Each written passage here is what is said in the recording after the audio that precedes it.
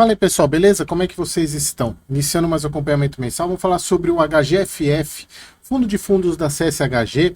Estou aproveitando esse domingão cedo aqui fazer gravação, porque essa semana vai ser bem corrida, semana de carnaval. Então estou aproveitando isso, quer dizer, uma semana antes do carnaval, porque eu vou viajar, então eu tenho que gravar bastante para deixar já gravado para o carnaval, porque eu estou indo viajar. Beleza, pessoal? Então vamos para o relatório gerencial do HGFF, mais um mês acompanhando aí.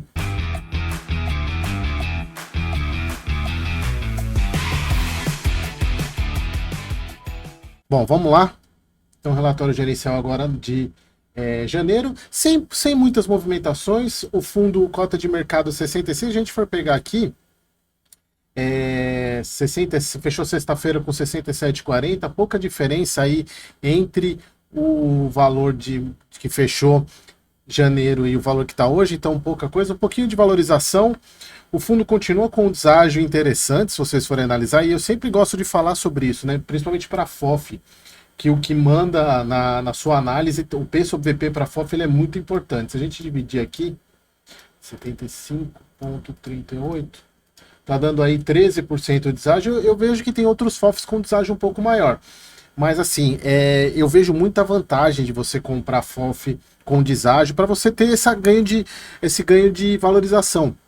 E aqui não é só o ganho de valorização com a valorização da própria cota do fundo, e sim com toda a valorização dos ativos dentro dele, porque assim que os ativos dentro dele valorizarem, a cota patrimonial do fundo também sobe, e aí, consequentemente, a cota de mercado também vai subir, né? Então, ou você continua com um deságio até maior. Então, esse é um ponto que vocês têm sempre que lembrar. Fundo diminuiu o rendimento, fiquei um pouco na dúvida do motivo, mas depois eu acho que eu entendi o porquê que eles reduziram o rendimento, que ele estava pagando 70 centavos, voltou, agora está pagando 68 centavos, porque o dividend yield continua excelente, né, 12,36 ao ano. E aqui, pessoal, falando basicamente sobre... Não vou passar muito aqui, porque a gente já sabe, né, do que aconteceu em 2025, teve vários outros relatórios aí que eu já comentei com vocês, então eu vou pular essa parte.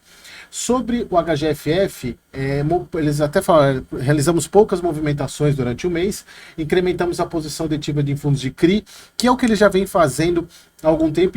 Por isso que eu falo, pessoal, que é muito importante você, investidor, pessoa física, ler relatório de FOF, principalmente os relatórios onde mostram as operações, como é o caso do HGFF, o que eles fizeram, até para saber se a linha que você está adotando na sua carteira, os gestores estão fazendo isso também. Mas sempre lembrando, pessoal, que é isso e o que eu comentei no texto do XPML, provavelmente eu vou falar mais sobre isso no próximo mês, no vídeo do XPML, que é a questão seguinte: às vezes a gente fica discordando de algumas posições que os gestores tomam. É claro que está dentro do nosso direito como cotista, mas a partir do momento que você decidiu investir no fundo imobiliário, as movimentações que o gestor, você tem que aceitar isso. Porque, claro, você não pode simplesmente fechar os olhos, mas o que eu quero dizer é sempre tentar lembrar que a sua posição sentado aí atrás do seu computador, claro, no seu trabalho, que você ganha dinheiro, é muito diferente do acesso e da posição que um gestor de fundo imobiliário tem. Ele tem acesso a coisas que a gente não tem, claro, tudo de maneira lícita, tá, pessoal? Não estou nem questionando a idoneidade dos gestores, mas o que eu digo eles têm acesso a coisas que a gente não tem. Então, às vezes, a movimentação pode parecer estranha no começo, mas depois ela acaba trazendo resultado. Não estou falando que tudo que aconteceu vai trazer resultado não, mas a gente tem sempre que levar isso em conta. Falando aqui também que realizamos movimentações táticas, né, também no fundo, que é a parte long e short, que a gente já vai falar um pouco sobre isso. Continuamos a acreditar que o momento atual traz oportunidade de alocação, mas o caixa do fundo continua baixo. Isso aqui acho que eles já estão falando há pelo menos uns 4 ou 5 relatórios. E sobre o resultado do fundo, o fundo ele teve incremento de recorrente, principalmente porque agora janeiro foi pagamento de vários fundos que eles têm em carteira que pagam um excedente, né, que fazem um ajuste dos 95%, redução de receita não recorrente decorrente a movimentação, então o fundo fez pouco ganho de capital, aumento de receita financeira devido à maior alocação do fundo em caixa. Fica meio contraditório, eles falam que eles têm caixa pequeno, mas aqui tem uma receita maior. O que eles querem dizer é o seguinte, é que eles estão preferindo manter em caixa do que alocar. É basicamente isso. O fundo pagou 68 centavos e aqui eles não explicam muito bem o porquê que eles não Eles até falam aqui, ó, o patamar atual de distribuição leva em consideração as receitas recorrentes do fundo, desconsiderando ganhos de capital nas negociações de cotas. Falando que, ó, e desta forma os rendimentos atuais devem representar o novo patamar para o semestre. Então o fundo vai pagar 68 centavos. E a gente vai ver na DRE que faz um pouco de sentido isso que eles estão falando, mas eu vou questionar o porquê. Eu acho que eles não precisariam ter feito isso agora. Bom, aqui tem um upside, aquilo que eu falei para vocês, né? O fundo ele tem possibilidade tanto da cota dele, do valor patrimonial do HGFF, quanto a valorização dos ativos que tem dentro dele. Então, eles consideram aqui uma valorização de 47%, que eu acho um pouco exagerado, mas fazer o quê? Bom, as movimentações do fundo, aumento de exposição do XPCI aqui, que é um dos pontos que eu falo para vocês. Esse fundo, o XPCI, se eu não me engano, ele está sendo negociado. Quer ver? Vamos pegar aqui, ó. XPCI 11, só para a gente ver o quanto que ele está de deságio em relação ao patrimonial. O valor atual 73,69, valor patrimonial 89,37. Vamos fazer a continha aqui. 73, um saco de propaganda.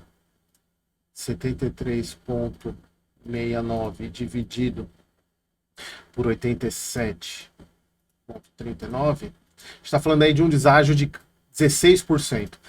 Vejo aí, entra aquilo que eu falei da questão da minha opinião. Eu, particularmente, como pessoa física, eu não faria isso, porque eu enxergo que tem outros fundos com um deságio maior.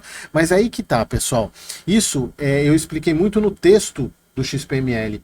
Às vezes, para um fundo, para ele pegar ativos que são negociados na bolsa, e pelo volume de dinheiro que ele tem, ele precisa ir atrás de ativo que tem liquidez. Porque imagina ele querer comprar, por exemplo, sei lá, um fundo que tem menos de 1 milhão de liquidez por dia, para ele montar a posição que ele quer, ele vai demorar um mês para fazer.